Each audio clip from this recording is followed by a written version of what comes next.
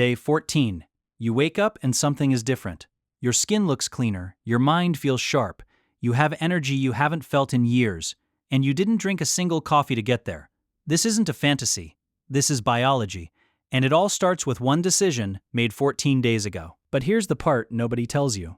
The first 72 hours are going to feel like withdrawal, because that's exactly what they are. Sugar is not just a food. It is a psychoactive compound that hijacks your brain's reward system with the same biological mechanism used by cocaine and nicotine. Every time you eat refined sugar, your brain floods itself with dopamine. And every time that dopamine spike crashes, your brain demands another hit. You are not weak. You are not undisciplined. You have been feeding an addiction without knowing it. So when you cut it off completely, your brain panics. This is what that panic looks like, hour by hour, day by day, all the way to day 14. Hour 24. The brain starts screaming. Within the first 24 hours of quitting sugar, your blood glucose finally levels out into a normal, stable range for the first time in years. That sounds like progress. And it is. But your brain doesn't experience it that way. Your dopamine receptors have been conditioned to expect a hit. They are waiting. When it doesn't come, the brain registers it as an emergency. The result is intense irritability, sudden mood crashes, difficulty concentrating, and a craving that doesn't feel like hunger. It feels like desperation. This is the chemical reality of sugar dependence, and most people don't recognize it for what it is because society has never taught them to. Push through it. What happens next is where the real biology begins. Days 2 and 3. The metabolic panic. This is where people quit. Day 2 and day 3 are brutal, and they're brutal for a specific biological reason. Your body runs on stored glucose called glycogen. It lives in your liver and your muscles. On day 2, your body realizes the sugar supply has been completely cut off, so it begins burning through those glycogen stores at full speed. As glycogen breaks down, water molecules attached to it get flushed out. This is why people lose several pounds in the first few days of any low-sugar diet. It's not fat, it's water.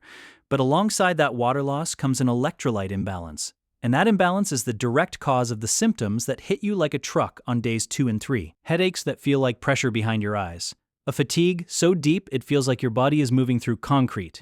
Mild nausea. Difficulty sleeping. Brain fog so thick you can't finish a sentence.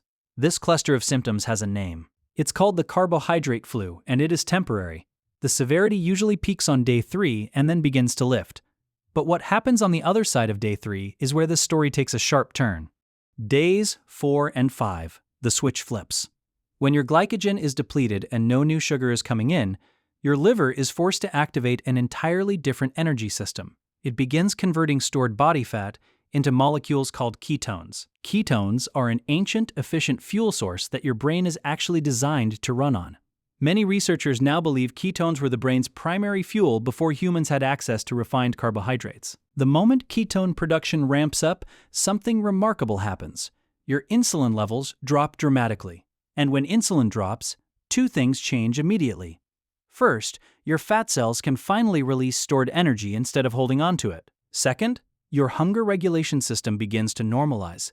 The brutal, relentless cravings of days 1 through 3 start to physically diminish, not because you're exerting willpower, but because the blood sugar roller coaster that was generating those cravings has been dismantled at the source. Most people report a noticeable mental clarity beginning on day 5, a quietness in the brain where the noise used to be. That noise was cravings. It's starting to fade. Days 6 and 7. Your blood vessels begin to breathe. The cardiovascular system is one of the first systems to visibly benefit from removing sugar. Here's why. Chronically high insulin levels cause inflammation in the walls of your blood vessels. This inflammation is a primary driver of atherosclerosis, the hardening and narrowing of arteries that leads to heart disease. By day 6, with insulin levels still falling, the interior lining of your blood vessels begins to relax. Inflammatory markers in your bloodstream measurably decrease. If you look in the mirror on day 7, you may notice something concrete. The puffiness in your face, particularly under the eyes and along the jawline, has started to go down. That is not weight loss. That is your lymphatic system clearing inflammation that sugar was continuously generating. Your joints may ache less, your digestion may feel calmer, your body is quietly beginning to repair itself. And it has only been 1 week.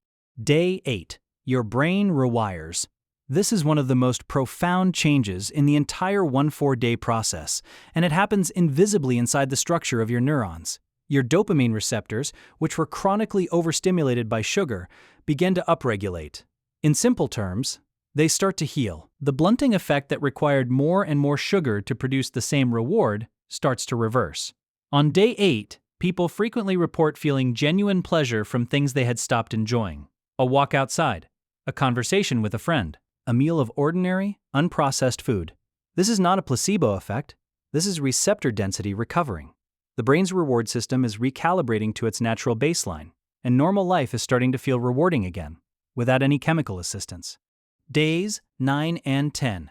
Your tongue changes and your gut transforms.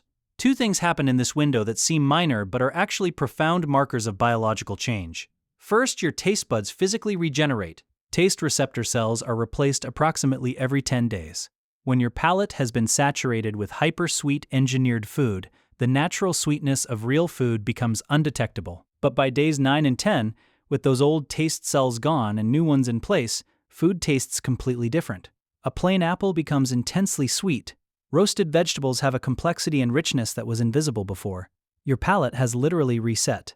Second, a massive transformation is happening inside your gut.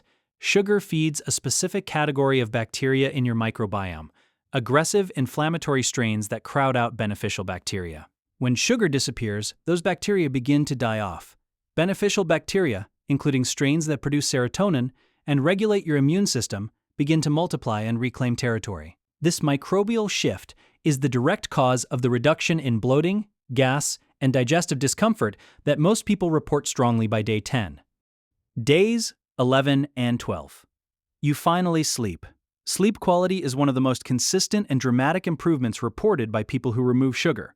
Here is the mechanism. When blood sugar spikes and crashes during the night, which it does constantly in a high-sugar diet, the body releases cortisol to raise blood glucose back to a functional level. Cortisol is a stress hormone. It is the last thing your body should be producing at 2 a.m.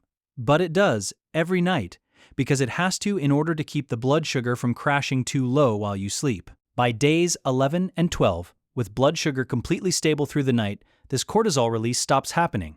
The body is allowed to move through its natural sleep cycles without interruption. People describe this sleep as a qualitatively different experience. Deeper, more restorative, waking up before the alarm and feeling genuinely rested instead of desperate for more time. That is not coincidence. That is the absence of cortisol disruption. Stable sleep is also when your body produces the most growth hormone, conducts the deepest tissue repair, and consolidates memory. You haven't just improved your sleep, you have unlocked every downstream benefit that sleep enables. Days 13 and 14. Your skin changes from the inside. This is the final transformation, and it is visible.